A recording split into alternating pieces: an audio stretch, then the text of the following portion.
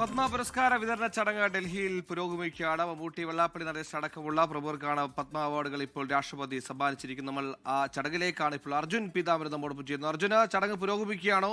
മലയാളികൾക്ക് അഭിമാനമായ ഒട്ടേറെ പേർ ഇത്തവണ പത്മ പുരസ്കാരങ്ങൾ ലഭിച്ചിരുന്നു. 2 ഘട്ടമായാണ് ഇത്തവണത്തെ പത്മ പുരസ്കാര വിതരണ ചടങ്ങ്. അതിൽ 2ാം ഘട്ടം പൂർത്തിയാകുന്നു. വിവരങ്ങൾ.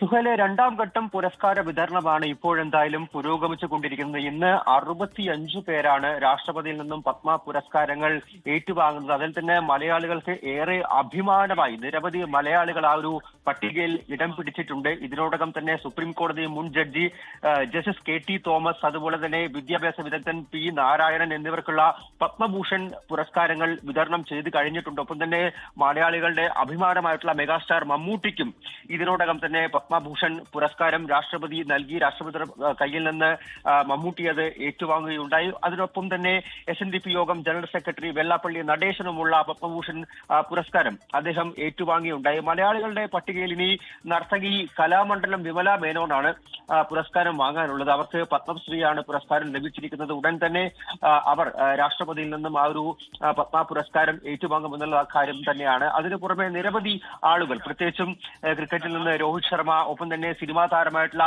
R മാധവൻ തുടങ്ങി നിരവധി ആളുകൾ ഇന്ന് പുരസ്കാരം ഏറ്റുവാങ്ങാനായി, പത്മശ്രീയാണ് അവർക്കെല്ലാം തന്നെ ഉള്ളത്, ഏറ്റുവാങ്ങാനായി അവിടെ രാഷ്ട്രപതി ഭവനിൽ അണിചേർന്നിട്ടുണ്ട്. ഈ ഒരു പുരസ്കാര വിതരണ ശേഷം ഇന്ന് രാത്രിയോടെ തന്നെ കേന്ദ്ര ആഭ്യന്തരമന്ത്രി ഒരുക്കുന്ന ചടങ്ങിലും ഒരു വിരുന്നിലും ഇവരെല്ലാം തന്നെ പങ്കെടുക്കുന്നുണ്ട്. നമുക്കറിയാം, കഴിഞ്ഞ ദിവസമാണ് മമ്മൂട്ടി ഉൾപ്പെടെയുള്ള മലയാളികളുടെ അഭിമാനമായി ഈ പുരസ്കാരം ഏറ്റുവാങ്ങാനായി നിരവധി ആളുകൾ, പ്രത്യേകിച്ചും വെള്ളാപ്പള്ളി നടേശൻ, അതുപോലെ തന്നെ മമ്മൂട്ടി ഉൾപ്പെടെയുള്ളവർ ഡൽഹിയിലേക്ക് എത്തിയത്.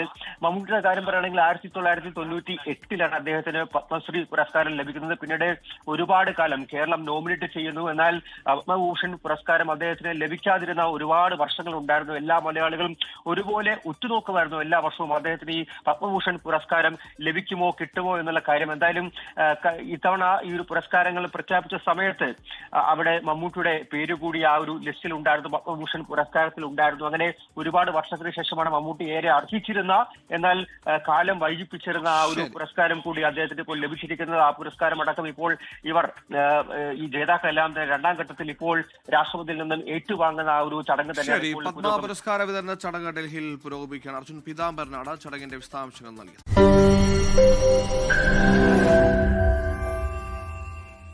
ലോകത്തെവിടെയായാലും ഏത് സമയത്തും 24 വാർത്തകളും ഓഗ്മെന്റഡ് റിയാലിറ്റി പാക്കേജുകളും എക്സ്പ്ലെയിനറുകളും വിശദമായി കാണാൻ ഞങ്ങളുടെ YouTube ചാനൽ നിങ്ങൾക്ക് സബ്സ്ക്രൈബ് ചെയ്യാം.